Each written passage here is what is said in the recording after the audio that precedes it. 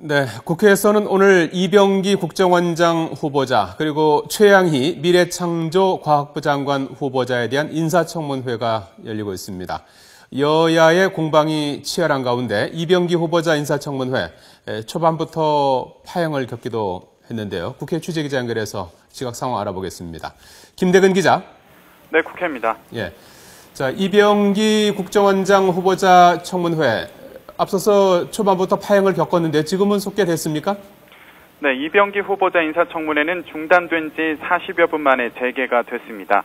이 후보자 인사청문회는 시작 30여 분 만에 정회가 됐는데요. 야당이 청문회 국정원 직원이 들어와 사진을 찍고 있다며 반발한 것이 발단이 됐습니다. 새정치민주연합 박영선 의원은 청문회 국정원 직원이 들어와서 의원들의 청문회 자료를 촬영하고 있다며 문제를 제기했습니다. 박 의원은 국정원 직원이 정보위원회와 임시 취재명찰까지 만들어왔고 카메라도 일반 방송사 등에서 쓰는 카메라가 아니라고 주장했습니다. 이에 따라 청문회는 시작된 지 30여 분 만에 중단이 됐고 여야는 사실관계 확인에 들어갔습니다.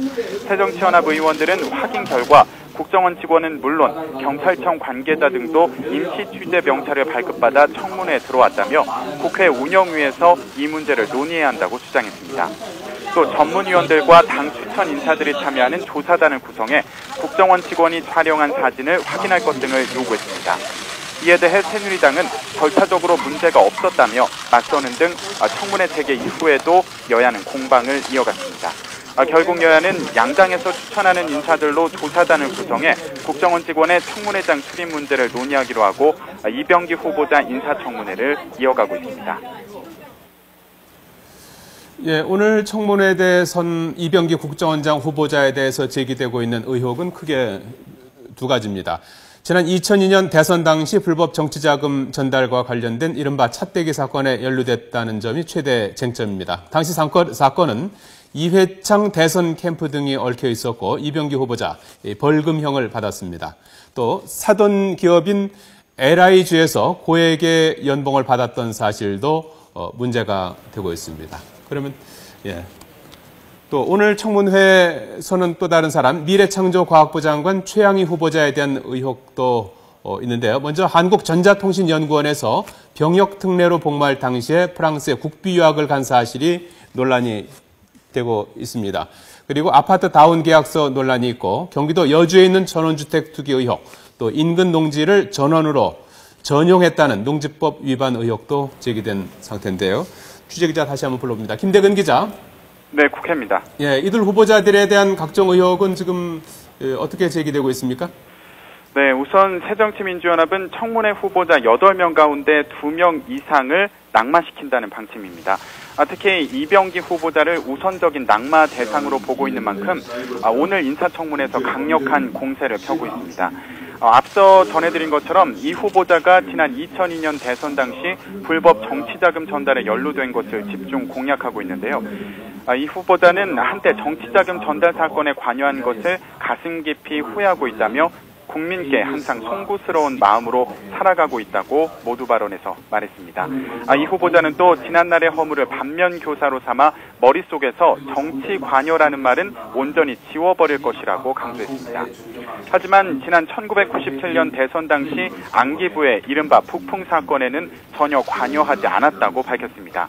북풍 사건은 이 후보자가 안기부 제2차장으로 재직하던 당시 있었던 일로 김대중 후보가 북한과 접촉해 정치자금을 받았다는 내용의 기자회견을 안기부가 사주했다는 의혹을 말합니다. 이 밖에 최양희 미래부 장관 후보자 인사청문회에서는 땅 투기, 또 탈세 의혹에 대한 추궁이 이어지는 등 여야 간 공방이 치열하게 이루어지고 있습니다. 지금까지 국회에서 YTN 김대근입니다.